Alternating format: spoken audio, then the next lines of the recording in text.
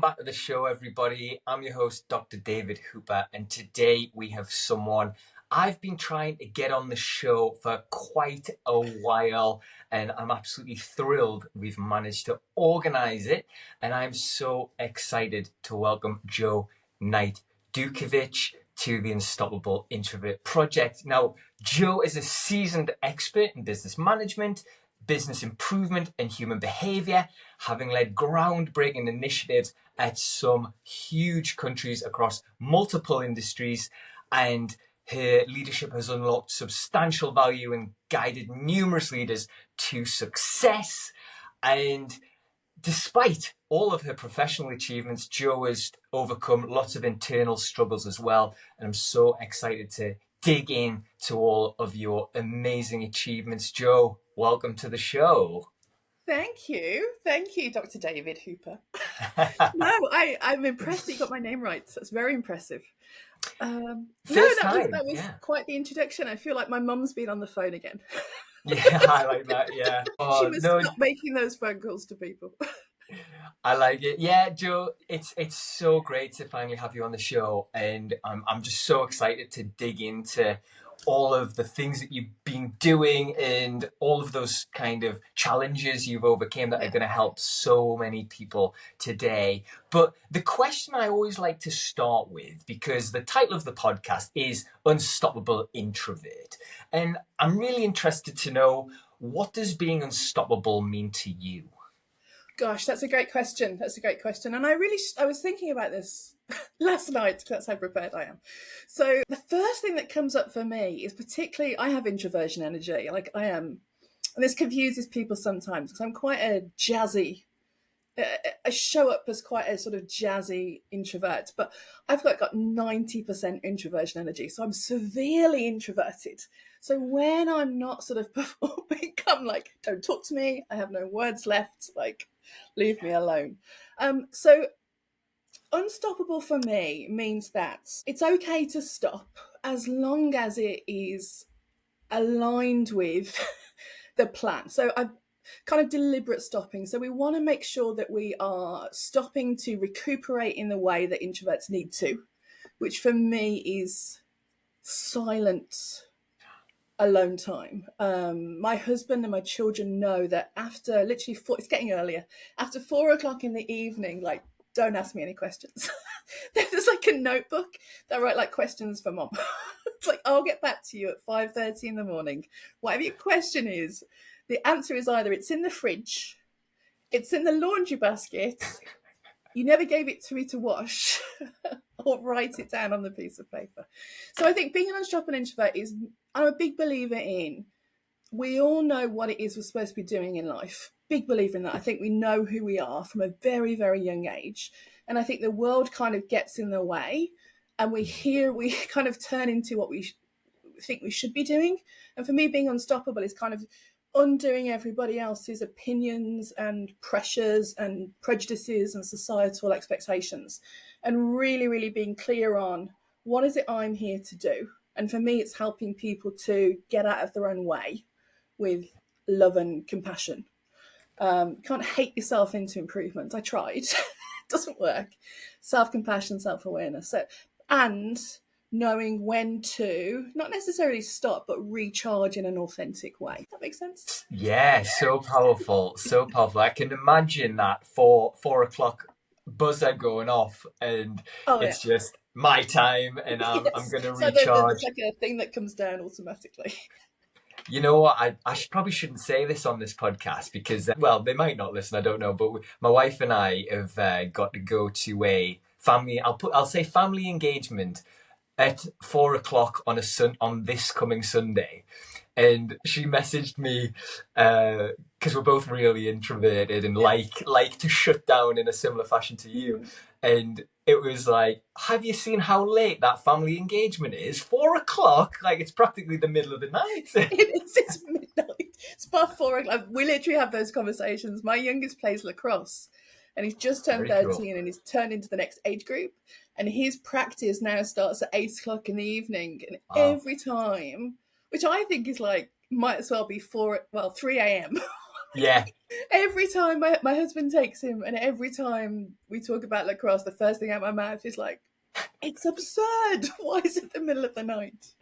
But yes. that's excellent. That is really good.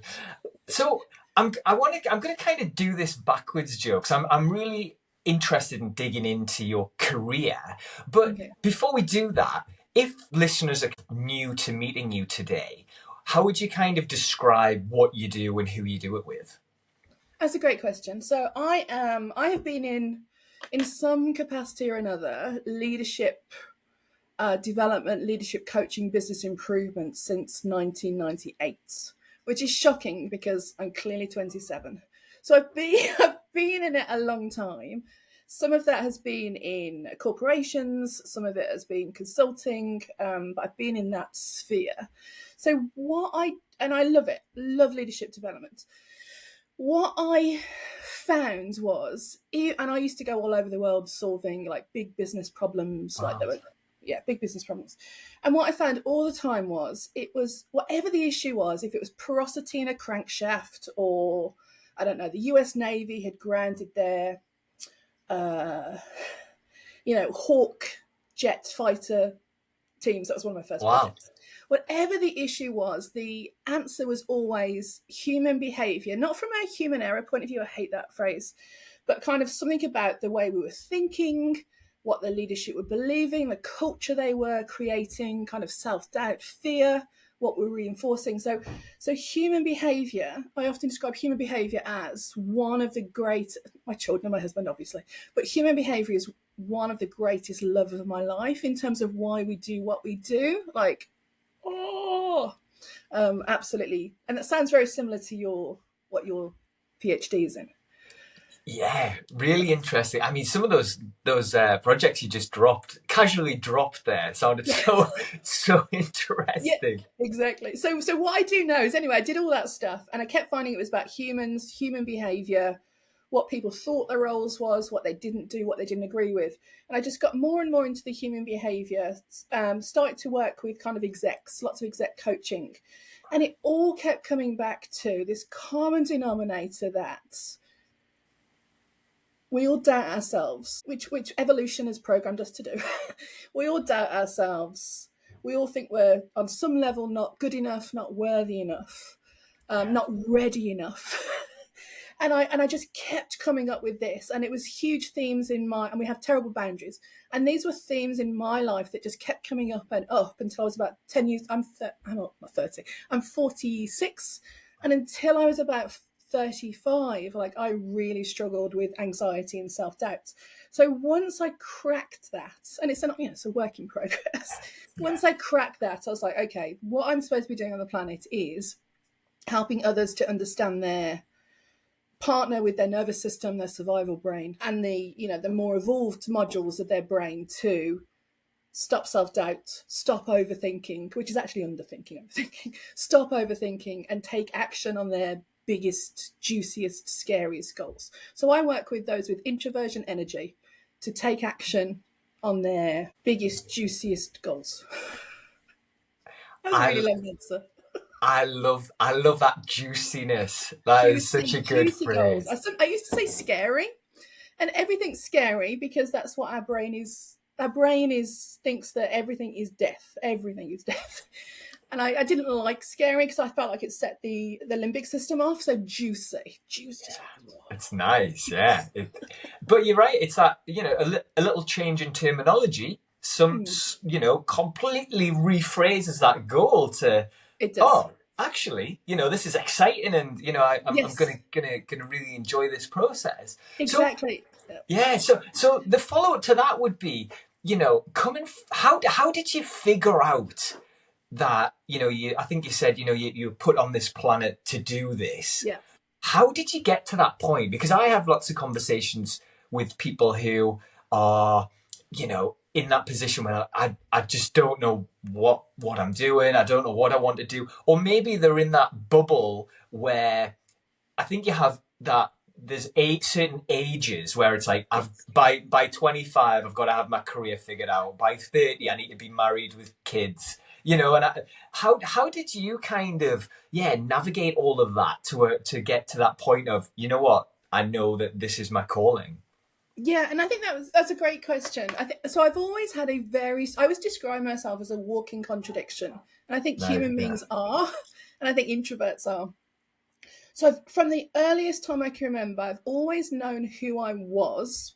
On sort of, we used to go to the coast to like Dorset and Swanage for our holidays, and we had like a blow up dinghy. My brother and I used to have, and my brother would spend the whole time looking for fish, and I would spend the whole time trying to save the ladybirds that Ah, flew down into the. I'm trying not to say ocean. I've been in North America too long.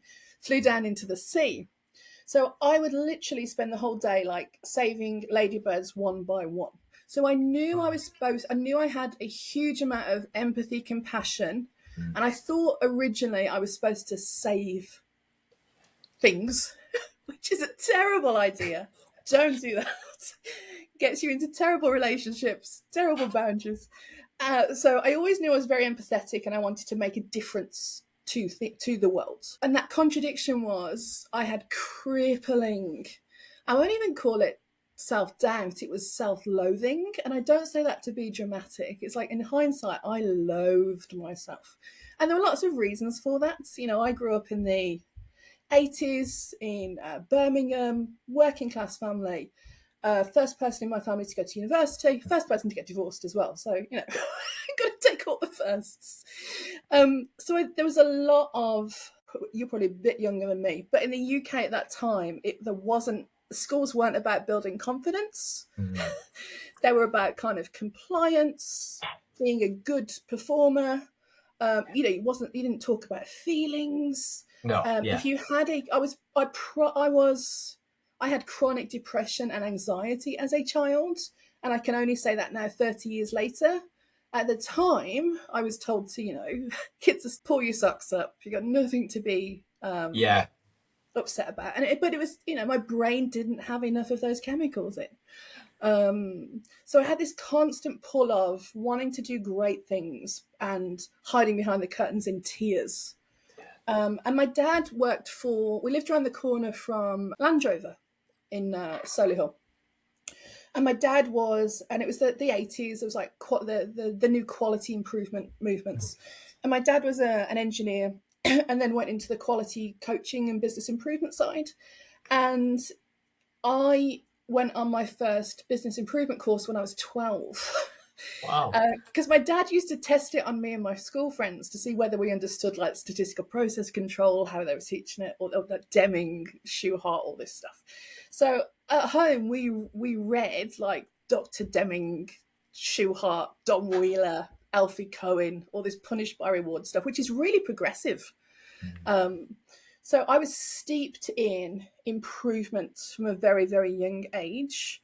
And so I had that improvement mindset. I had this kind of unworthiness, scarcity mindset, and I had this, I should be saving the world. And that trifecta was really powerful, and it got me to be a very high performer. I was a gifted child. I was on all the high performance lists and work and stuff. I was also had highly functioning anxiety. And in the 80s, 90s, and early 2000s, highly functioning anxiety just meant you got on with it. No one gave a monkeys. And you just felt like shit. So it's not a badge of honor. I always think we use highly functioning as a badge of honor. It's not a good thing. It's not a good thing. And it wasn't until I got married at 19, the day they buried Princess Diana. I got the funeral. I got married. They closed all the florists. That's a whole other story. And I got divorced far too young. And I got divorced about 30. And it wasn't until after the divorce that I kind of really started to think, okay, I've tried hating myself to perform. I've tried saving the world. I keep getting burned. I was being sued. It's like, I've lost all my money. I'm going to try loving myself and see what happens. Wow. And it worked. It worked. So the only thing I changed was I started to talk to myself as if I would a friend. And that was life-changing for me. And through doing that, I was able to have better boundaries. Nope is one of my favourite words now. I mean, I was a chronic people pleaser. Like, nope is like, I love the word nope. I have an apron in the kitchen that just says nope. Because you can say no with love. You can say no with love. And yeah, I just kept doing things, trying things, and was really, really kind to myself. And I really do think, and because I think there's a misnomer, again, particularly from the UK, particularly from my generation, that if you are self-compassionate, if you are kind to yourself, it will take your edge away. It will make you less productive. You won't be high performing. There's like, you've got to be gritty to get to the top. And I don't think that's true. And I don't think it's attainable. And it's not how I want to live. So yeah. So it's been an unlearning, to be honest. It's been an undoing and unlearning. There's so much to unravel there. The starting self-development or development at kind of 12s yes. you're ahead of the curve there. Exactly. Really, really funny, really cool. But with that as well is like, we were always supposed to get better. Yeah. So I had a conversation on a podcast yesterday. He's like, it was actually with my brother, and he was saying, I want to get better every day. I'm like, and I was like, do we? Do we want to be a better person tomorrow than we are today? Is there something in saying I am divinely perfect as I am, and if there are a few tweaks I want to make that's going to make my life more aligned with who I really am, great. I don't like the scarcity mindset that has, if that makes sense. Yeah. It's listening to that, Joe, it sounds like bliss, to be honest. Having that acceptance, but still being ambitious. Oh yeah. It sounds, that's something I could definitely work on. And something else I mean, there's a long list, so lots of things to work on. But something that has definitely come up in conversations personally, myself, some friends I know who are introverted, and some female friends who certainly introverted, talk about self-loathing a lot. Yeah. And it's something that I think a lot of people struggle with. And, yes. Accepting yourself as who you are and being perfect or accepting yourself as perfect. Yeah, divinely perfect, humanly flawed. Yes, I like that as well. Divinely perfect. So now I know that certainly wouldn't have been as simple as, waking up one day and going, I'm going to talk to myself as a friend today. Yeah. What was that? I'm fascinated by that journey of how did that process go, where you did kind of start to speak to yourself as a friend? Yes, and if I'm being really honest with you, it was it's not funny. It's a coping mechanism. I'm laughing. I had a bit of a stalker started in 2010 for about 5 years, and it wasn't a good stalker. It wasn't a stalker that liked me particularly. I think it started off, the psychologist and the lawyers that got involved, I think it started off that he liked me, but then it kind of went downhill when he realised it wasn't going to happen. Sure. So there was a I'm going to use the word gentleman. It's very, very kind of me. There was a gentleman in the corporation I was working with at the time. I was a senior manager. He was an engineer. Nothing to do with him. Like, saw him 3 times a year. Anyway, he became very, very unhappy. He was known for being very aggressive, causing lots of problems. And for whatever reason, and I tried to help him originally, he became delusional and fixated that I was out to get him. And it was hell. It was absolute hell. And he would write to everyone in the organisation saying that I was the devil, basically. My whole family was paranoid and delusional. I was out to get him. Like, I'd done all this stuff that was bizarre, like completely made up. And so because it was a big corporation and I was a senior manager and he was a member of staff, we should believe people. I'm all for believing people. So they did an investigation. The investigation found it was vexatious. It was made up. It was like, guy was not very well. And this went on for 4 years. And there were maybe 6 investigations. And every time, and it hit a nerve because he kept saying to people, Like Joe's the, I don't know, what was one of the, immoral at best. I was thinking I'm going to have that on my gravestone. Immoral at best. And I am the dullest, I'm very liberal, but small c conservative, married with 3 children. I'm not exciting enough to be immoral at best. I'm in bed at 7. Sure. Yeah. So there's no immorality in my life. Beans on toast in a Jane Austen movie is my idea of a good time. It's like, I wish I was immoral at best. It sounds fabulous. And because he was in the union, and again, I think because this was 15 years ago, had it happened now, I think it'd be a very different story. But the organisation managed it horribly. I was just expected to rise above it as a senior leader and just kind of ignore it. And it really hit on a nerve, because when I was young at school, and some family members used to say to me, "It's a good job we like you, Joanna. No, it's a good job we love you, Joanna, because we don't like you very much." And that was, it's very 1970s parenting. And that was seared into my consciousness. This is why I don't use my name. I don't use my name very often. Don't use Joanna, I use Joe. Because all I hear is, "It's a good job we love you, Joanna, because we don't like you very much." So as a child, what I heard was, "We don't like you very much." So when this guy was emailing everybody and there's all these investigations of nobody likes you, it was like, ting, ting, ting, ting, ting. He got lucky. He really hit a nerve. And it was probably after year 4 of like being like, what's happening, that I was like, had to really reconcile with, is this true? Am I the worst person in the world? And it was like, actually, no, I'm not perfect. I'm not the worst person in the world. And it was seeing what 4 years of not having my own back looked like and felt like. And some days it meant I was in bed all day. And I had young children. You can't be in bed with young children. It was kind of my rock bottom. And so I really had enough. It was like I'd had enough. And always knew who I was, but I'd forgotten to have my own back. So like I was just done, and I just wasn't going to do it anymore. I got to the, like, I've got no more to give. I'm not going to do this anymore. I'm a business improvement person, so I'm all about effectiveness. This is not effective. We're going to do something else.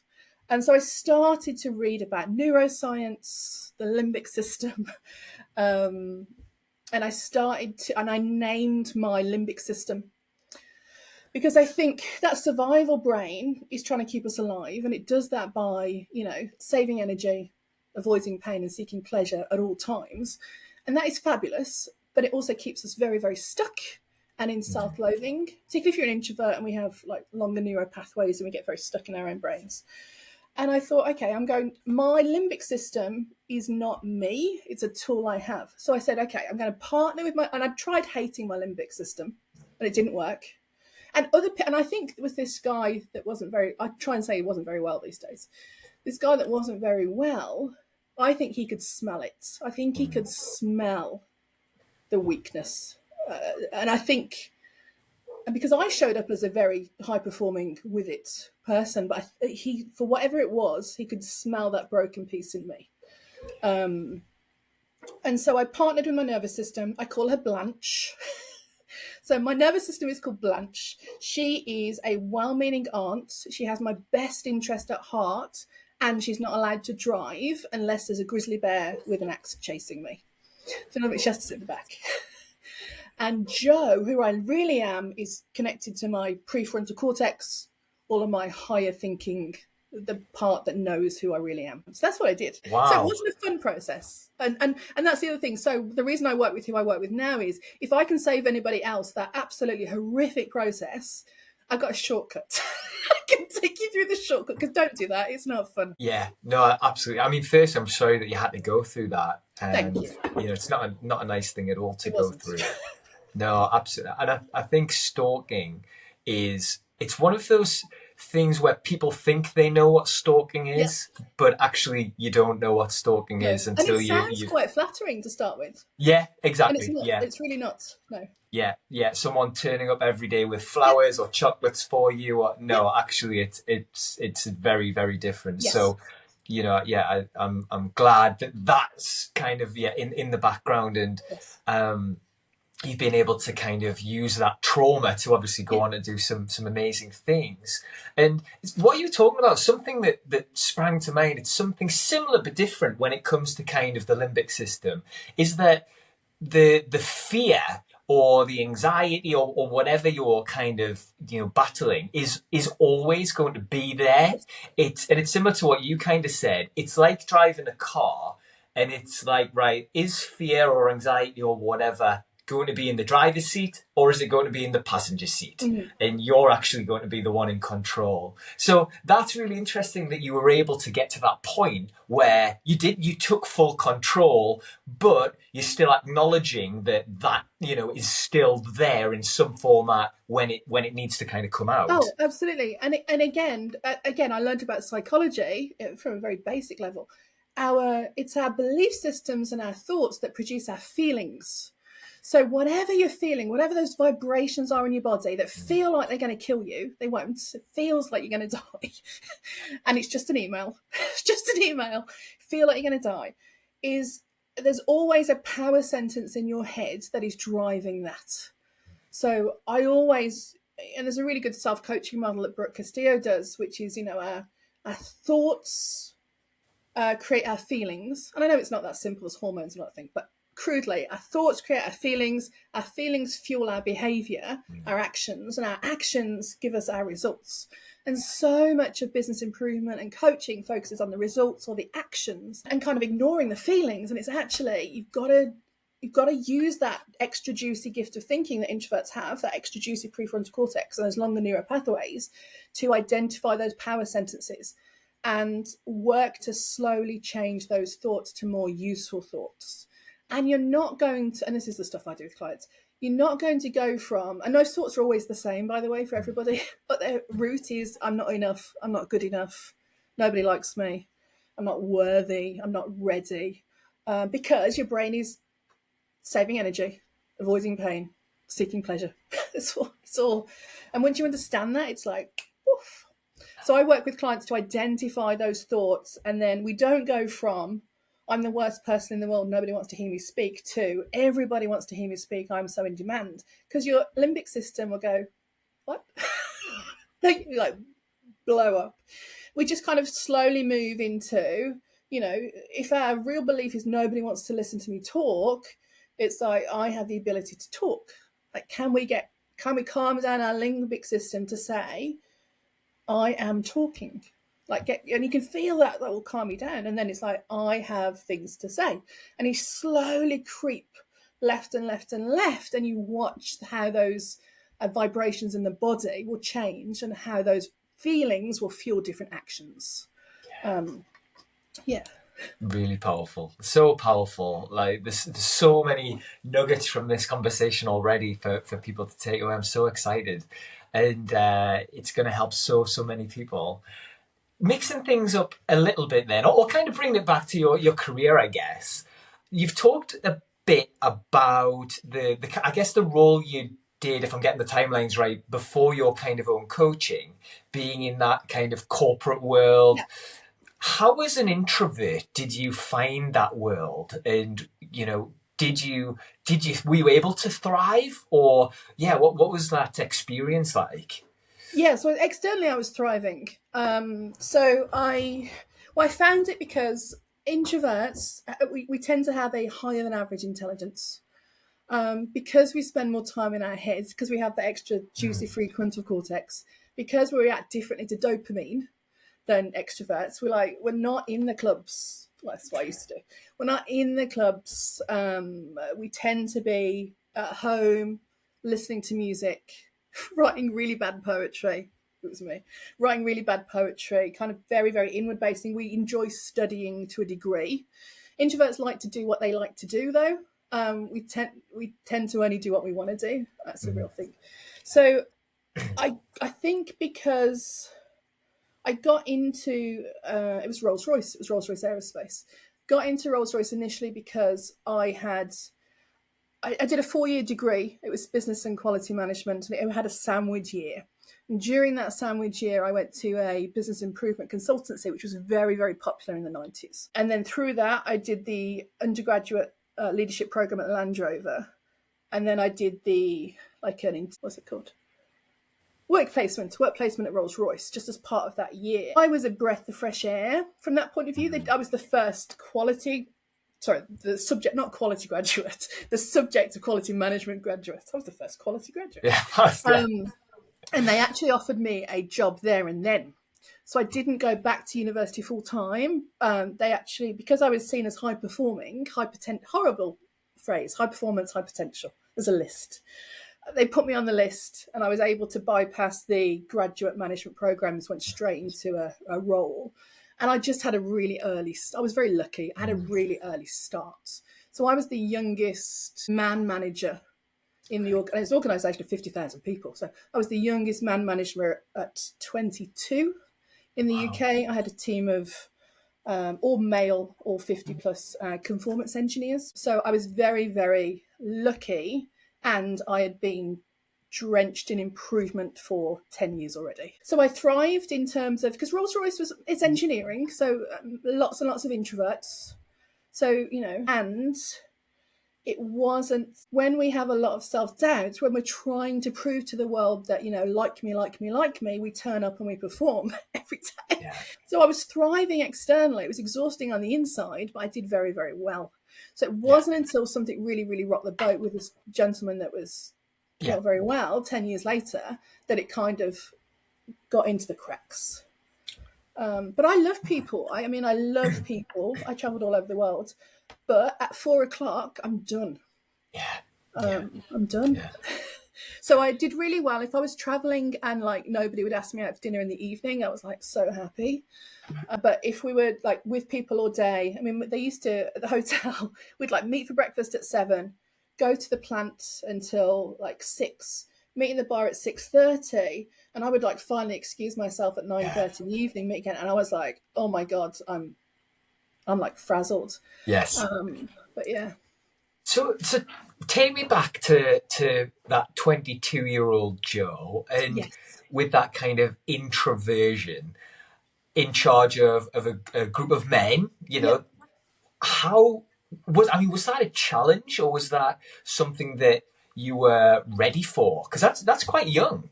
It's very, very young. It's very, very young. And again, they were all engineers. I wasn't an engineer. I was the first non-engineer, and I was in charge. My title was manufacturing engineering manager. Right. So I was in charge of production for defense aerospace. So it's a big deal. It's a big deal. Conformance production and supplier quality. No, I loved it. I absolutely loved it. I didn't find it a challenge. I really, really liked it because it was like a target-rich environment from an improvement point of view. You didn't have to look very far to make things better and easier. Right. No, I absolutely loved it. Really, really enjoyed it. Yeah, and then from there, you progressed internally roughly for 10 years, would you say? Yeah. Okay, yes. But very quickly, and I moved to different countries because Rolls-Royce is enormous.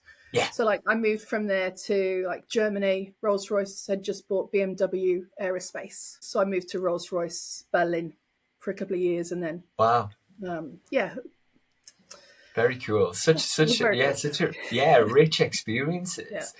And I think my question would then come to some of the conversations I've had at different organizations with different people, is that some people think that being an introvert kind of gets in the way of them doing the things you've just kind of mentioned, whether it's leading people or putting yourself forward for promotions or being the person to raise the hand to go over to Berlin or wherever. Yeah.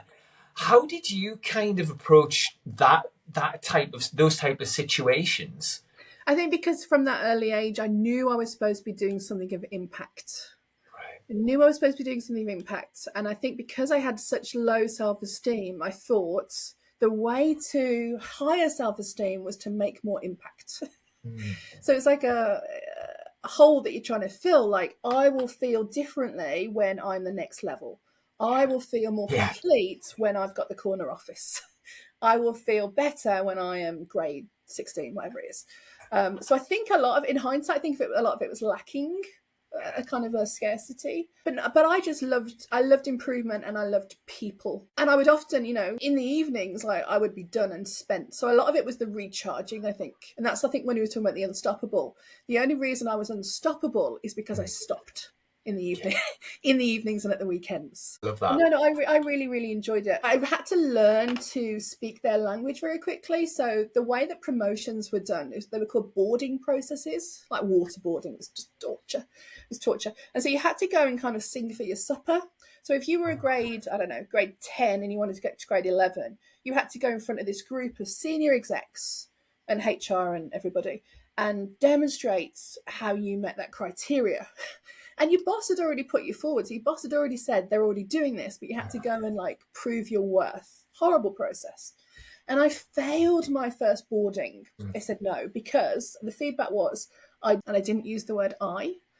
And so it's like, and I remember saying to them, I'm leading improvement teams. Like, it isn't me. I'm not an engineer. I'm not a conformance engineer. I don't know what I know what a fan blade is, but I don't know about the molecular structure of a single crystal fan blade. Those are what the people do. And I had to really learn to give the people what they wanted from a language point of view. And that brought in a level of inauthenticity that I was really uncomfortable with. So I had to learn to play the game a bit. And that bit I didn't enjoy. And that's where I decided to leave eventually, because as much as I loved my role, I knew it wasn't aligned with who I really was and what I should be doing in the world. So I don't do, and I think this is an introvert thing as well, I'm not duplicitous. My first boss at Rolls-Royce, in a performance review, his first lines were, with Joe, what you see is what you get. And I remember when I first read it, I'm like, is that the best thing? Is that the best thing you can tell about me? But actually, it's a huge compliment. It's a huge compliment, because I'm not duplicitous. I'm like, you can take me at face value. What you see is what you get. And because I wasn't comfortable with not saying I, saying we, there was just too many disconnections between what the company had great intentions. It's a big organism. They weren't always able to do that. Duality, I didn't want to be part of it at a senior level anymore, because it felt incongruous, and I can't do incongruousness. Can't do it. It's not a word. Yeah, really, really interesting. And it's similar to kind of how I approach things as well, in certainly not as an elegant way as you kind of have put it, but when I have gone for these types of things, I'm always thinking about what's my purpose, what impact am I trying to have.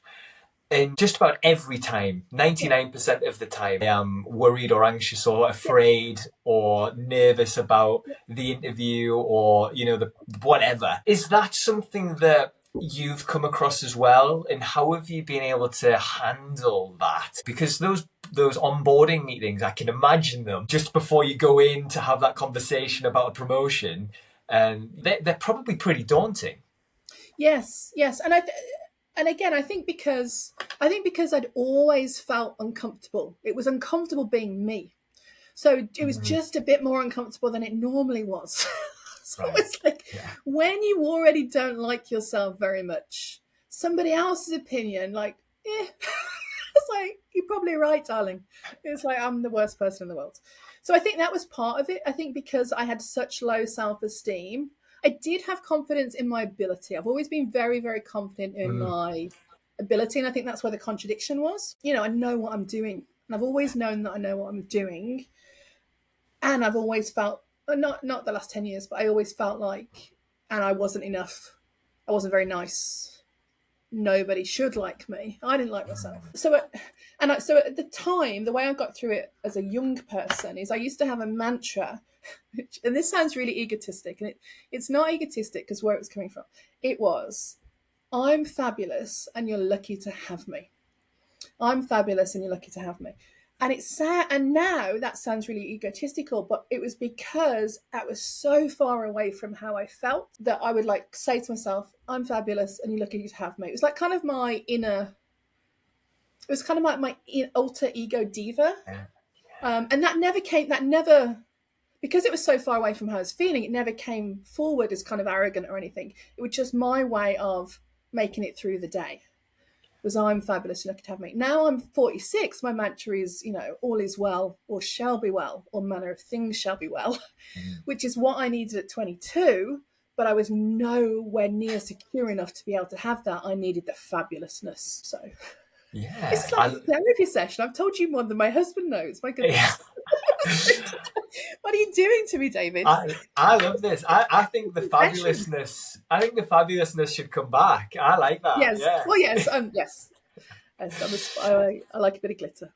I like it. And do you think that introverts sometimes label the fear or the anxiety around things like promotions or not putting themselves forward as, oh, I can't do it because I'm an introvert, when actually it isn't the introversion that's stopping you, it's something else, it's the fear or the anxiety. Would you separate those two, or do you think they're heck kind of yes, connected? heck yes. One of the reasons, and I've started a podcast, one of the reasons I do what I do is because there is most of yourself excluded. Most of the content writing aimed at introverts is so vanilla.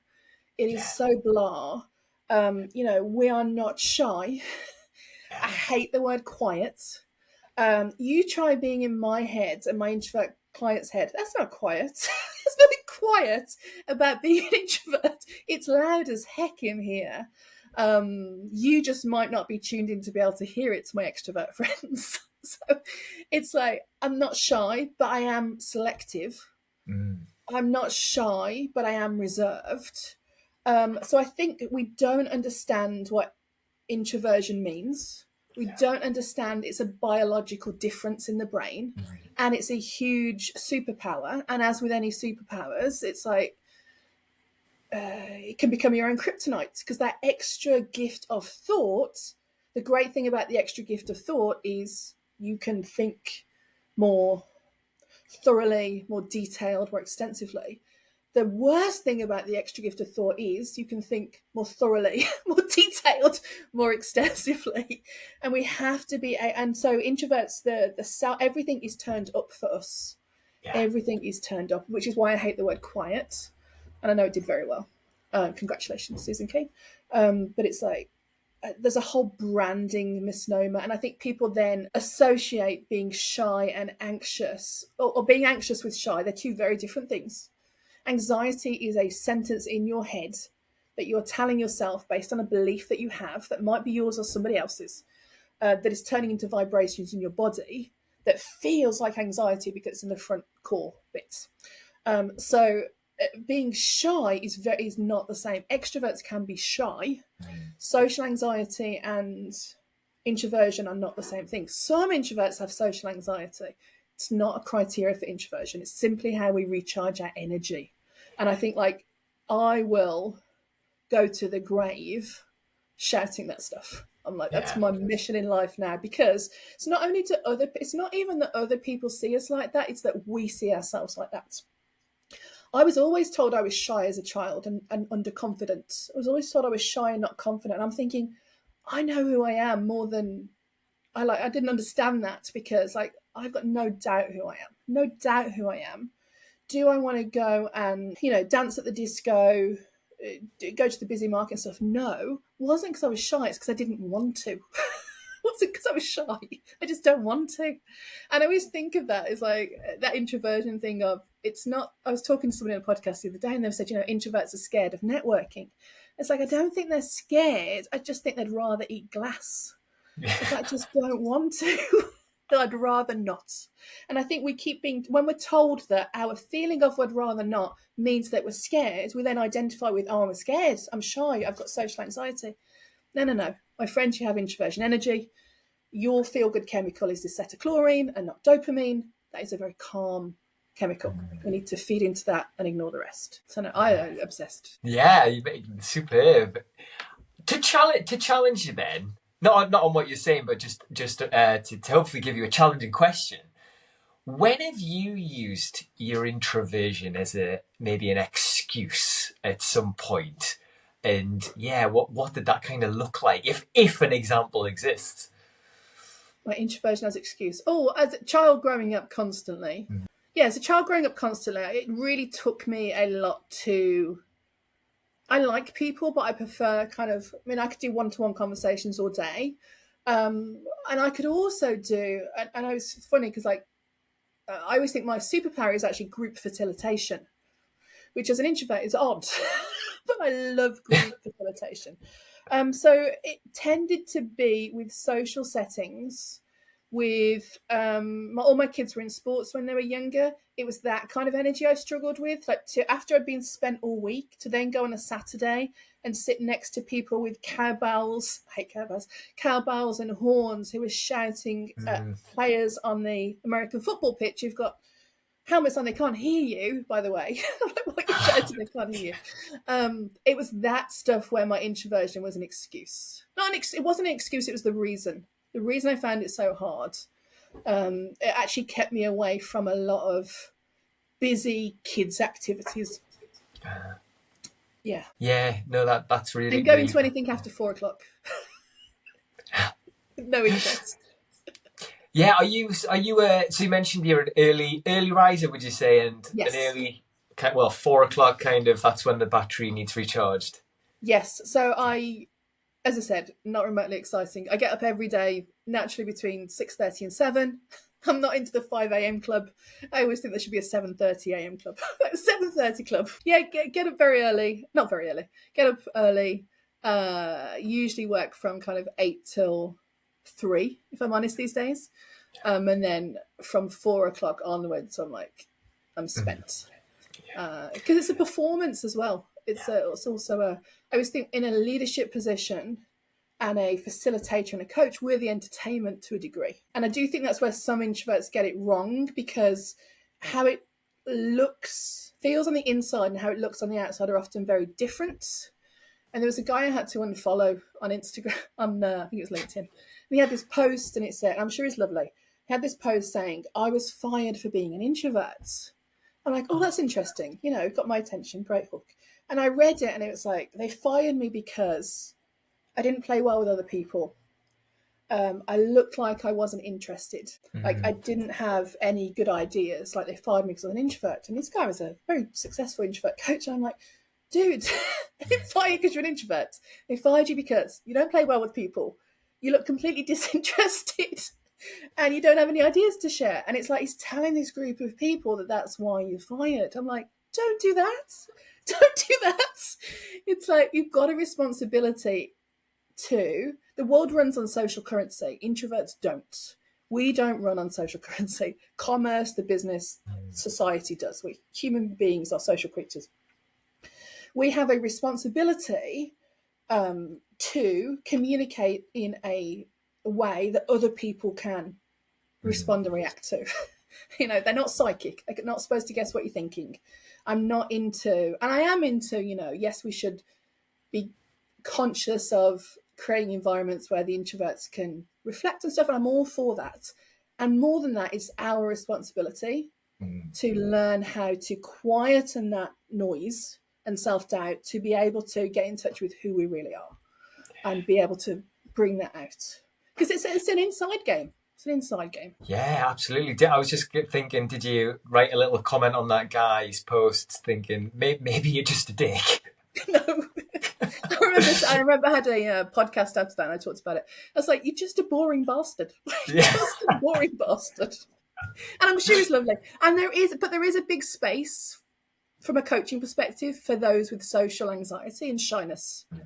It's not the space I'm in, and it's not the space I want to be in, and I wish them all the very, very best.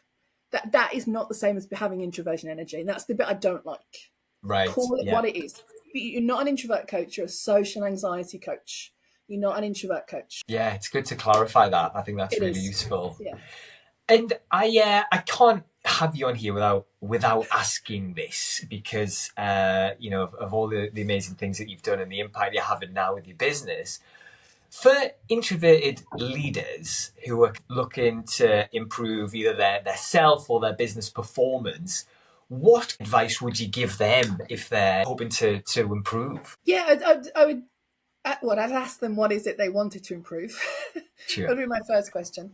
So, what would be some examples? What would they be looking at doing? I think we've touched on a little bit around maybe networking, or maybe if they're entrepreneurs trying to grow their business, maybe be a bit more confident with maybe posting on social media, or the networking stuff, or maybe raising their prices and getting higher ticket offers on the table, perhaps. Yeah, so I'm just thinking for any of those introverted leaders, I think that would be really, really valuable. Yeah, so those big juicy goals. There's big juicy Exactly. goals about growing your business, getting more clients, charging for the value you provide. Don't get into the charging what you're worth. You're priceless. You can never charge what you're worth.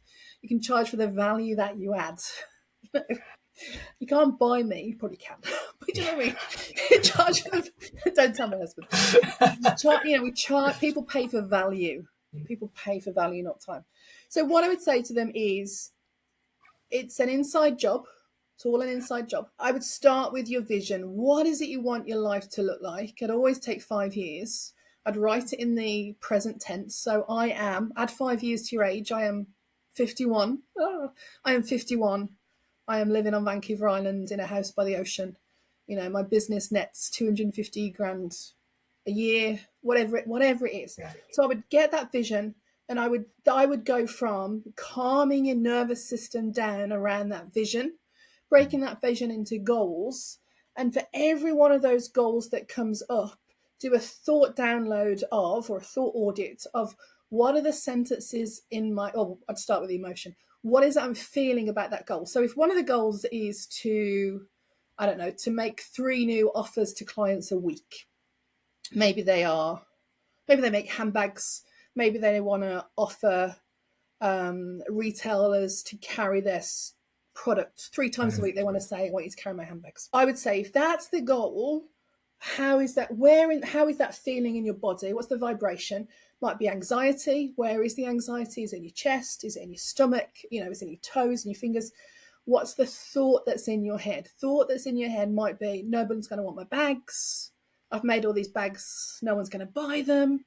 I'm not good enough. I should go back to my corporate work. I need to work in Starbucks, whatever it is. And then individually against each one of those thoughts, try and make them more neutral. Like, people have bought my bags. I make bags. It's like finally kind of get more neutral to, I like the bags I make. There are 8 billion people on the planet. Lots of people want to buy my bags. Now, the thing is, people might not know about your bags. So I do it that way. Start with vision, turn it into goals, turn it into emotions, the vibrations in your body, and the power sentences related to the goals that you're getting stuck on. Piff, puff, puff.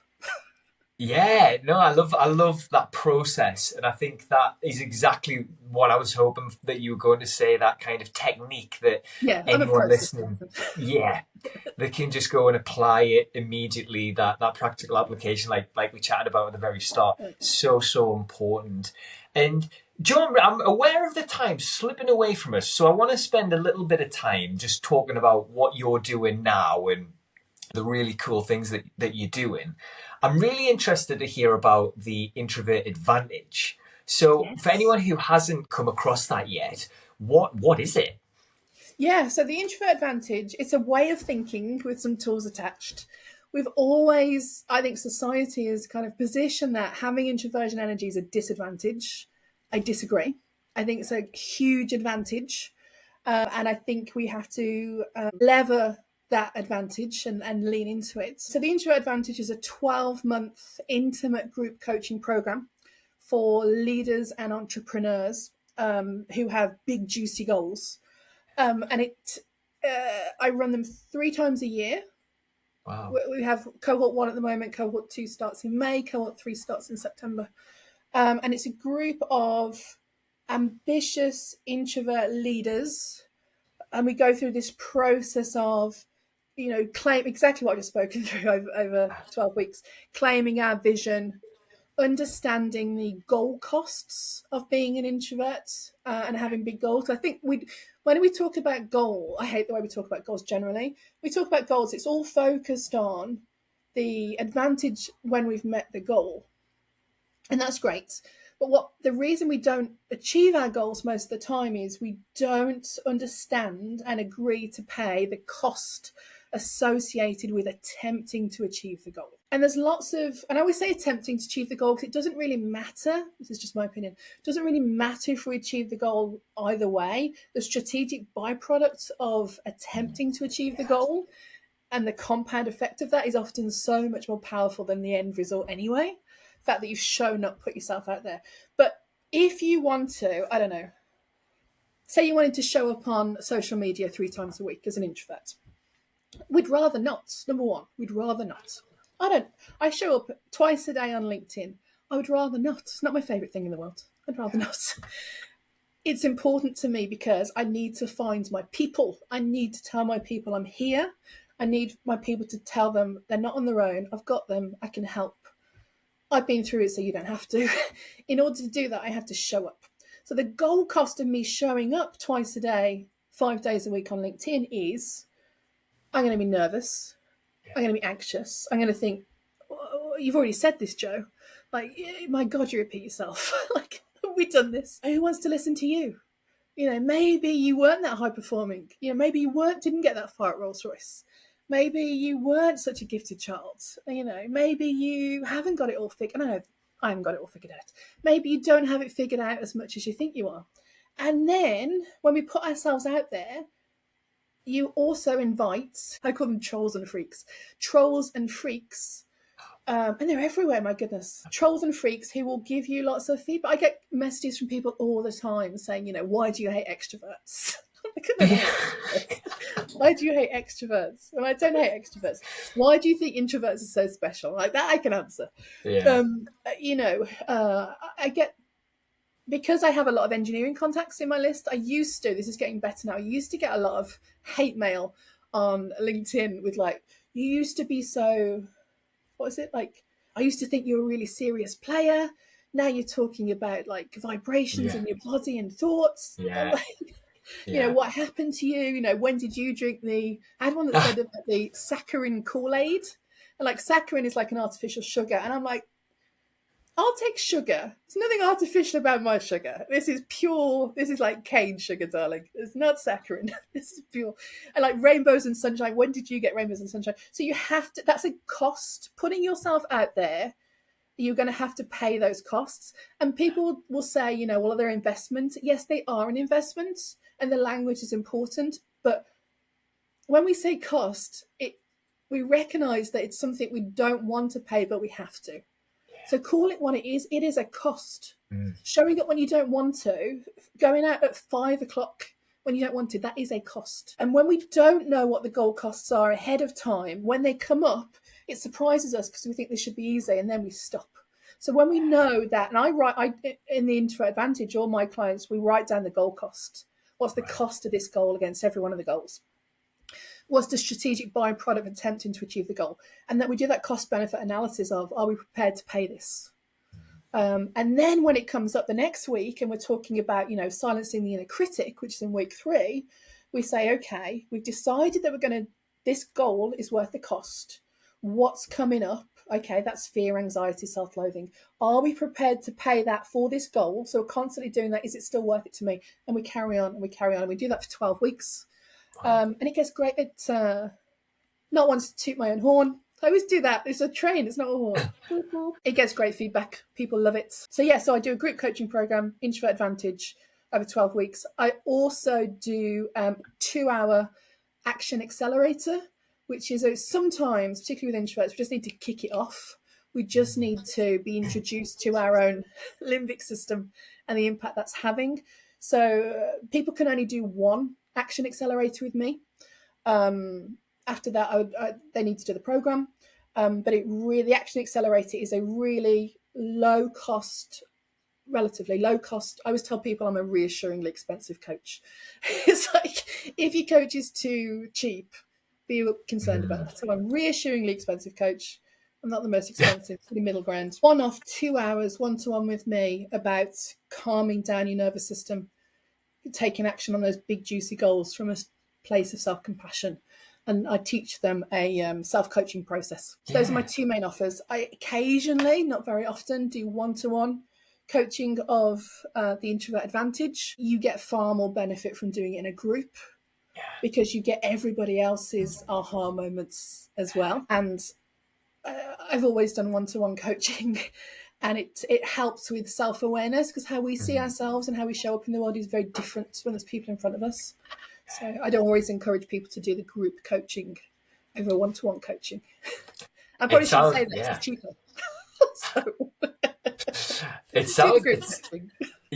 sounds brilliant. And where is the best place for them to find out more information about that offer? Yeah, so if you go to my Instagram account, there is a link tree on there. I do monthly free 90-minute masterclasses. I have the next one coming up on the 26th, which is Tuesday, and it's all about how to stop self-doubt and overthinking and get into action on your big juicy goals. And then when you sign up into that, you'll start to get my newsletter and the offers, and you'll be invited in. So yeah, come join a free masterclass. Definitely. And for introverts as well, I have a pre-recorded free masterclass, which is the Introvert's Guide to Career Success, on my LinkedIn profile. If you go to free training, there's an hour of me talking on there. Excellent. That sounds like a good hour. And all of Joe's kind of handles and different connection points will be in the show notes as well. Just a question about the business side. Was that the goal initially, kind of stepping out of the corporate world?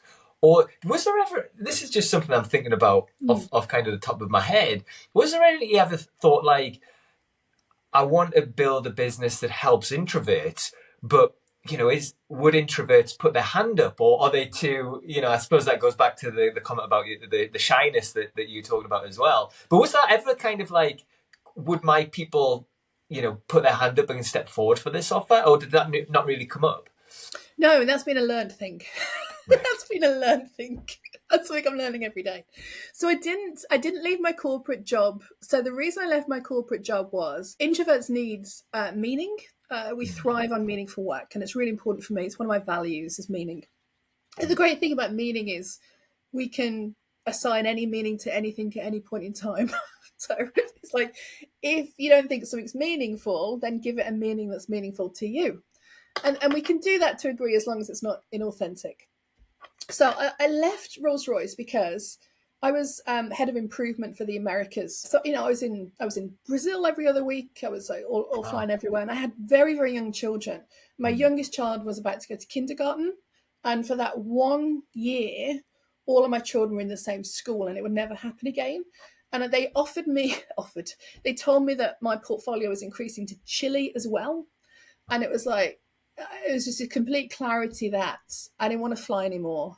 I didn't want Chile. I was like, I'm sure Chile's lovely. Brazil is quite far enough, thank you very much. And I was like, I'm a big believer in everything has its time. So I'd really healed from the stalking incident, because I don't believe in leaving anything when you're angry. So I was very, very much at peace. I was very happy what I'd done, and it felt as though it had its time. And I just made the decision I was going to go, and I wanted to take my children to school for a year.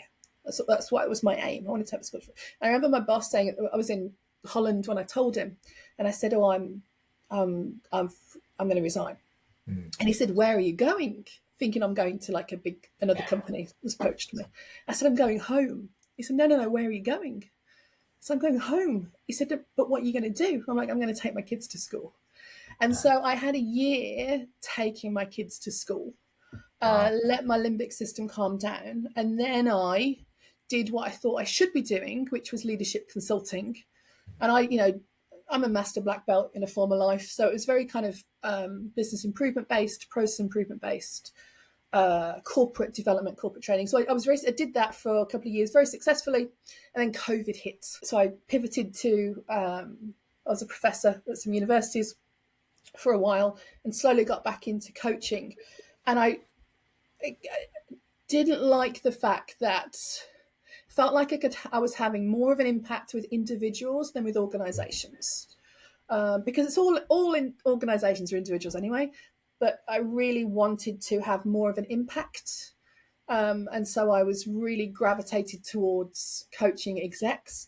And then I was really noticing that the far more capable people had introversion energy like me and were never putting themselves forward for the work they wanted to be doing. And whereas the loud, and this is a huge generalization, whereas the louder, less qualified, less capable, I always call them loud, confident, and wrong. The loud, confident, and wrong were putting themselves forward and taking the credit. I'm like, that can't be right. That can't be right. So I'm all for don't like injustice. So I'm like, that needs correcting. So that's why I decided to pivot into introversion coaching. Wow. And I try and be for people what I wish I had had at 15, 8, 5. I like it. No, that's great. Yeah, and I guess my final question, or second to final question, is for anybody listening, what would be your final piece of advice for those ambitious introverts who are striving for success, either personally or professionally? Yep. What would be your kind of final message to them? That you feel different because you are different. It feels difficult for you in the world because it is difficult for you in the world. The world is set up for and by people with biologically different brains to you. You are enough. You are fabulous. We need you. You know who you really are. We've got some unlearning to do, and we're going to do that with love and self-compassion, not because it's cool or woke, because it's the most effective thing to do. And we do what's effective because we're smart introverts. Love that. That is a great answer. And the final thing I want to ask you, Joe, is what's next? What's next for you in the rest of 2024 and beyond? Yeah, what's coming? Yeah, so one of the, I'm 46 now, and one of the things I really like about my life these days is I don't want my aims are not to have a 7-figure business. Okay. I don't need a 7-figure business. I've run 7-figure, 10-figure businesses. I am not prepared, and I have no desire to do what it takes to do that. I'm happy with my 6-figure business. I don't want to drop in below that. But I work 3 to 4 days a week. I don't work in August. I don't work in December. I take my kids to school. I choose who I work with. So more of that really. So it's life on my terms. I'm here to serve in a way that allows me to be the unstoppable introvert I am. And I stop in August on Fridays and the whole of December. So it's really, for me, it's about alignment. It's about, I lived out of alignment, but very high performing for 35 years. My next chapter is I am not prepared to do anything that is not aligned with who I really am and the work I should be doing. I would like to do more podcasts. I really enjoy, shockingly, I enjoy speaking. I enjoy podcasts. Really committed to, I want to be known as one of the top people, including yourself, David, of the points of contacts for ambitious introverts to go and help them to get out of their own ways and be who they truly are. Yeah, that's what I'm here to do. I want people to like themselves more. I want people to doubt for a second that they're good enough, worthy enough, and have something to offer. There's 8 billion people in the world. 8 billion people. The world needs what you've got. True. So true. And how, I know we've touched on this a little bit, but what's the best place for everybody to connect with you? What's your Instagram handle, LinkedIn handle, that sort of stuff? I have no idea. I'm an introvert. Social media is not my happy place. So if you Google Joe Knight Dutkewich, my LinkedIn will come up. I think my I think my handles for both of them are Joe Knight Dutkewich. Yes. They'll be in the show notes either way, so that's absolutely fine. No problem at all. That's how uncool I am. I don't know what my handle is. I love it. Well, Joe, thank you so much for that time. That's flown by, and I'm just so grateful for your time. There's so much information and impact that this episode's going to have for everybody, and I can't thank you enough for it. Oh, it's an absolute pleasure. You're very, very welcome. I don't think don't think you've been able to solicitate my life out of me, which is well done. And I'm sorry. Fab. Well, everybody, thank you so much for tuning in. Joe, thanks again for your time. It's been such a pleasure. And everybody listening, remember, your introversion isn't the thing that'll hold you back. It is the thing that will catapult you towards your greatest self. So until next time, everybody, stay unstoppable.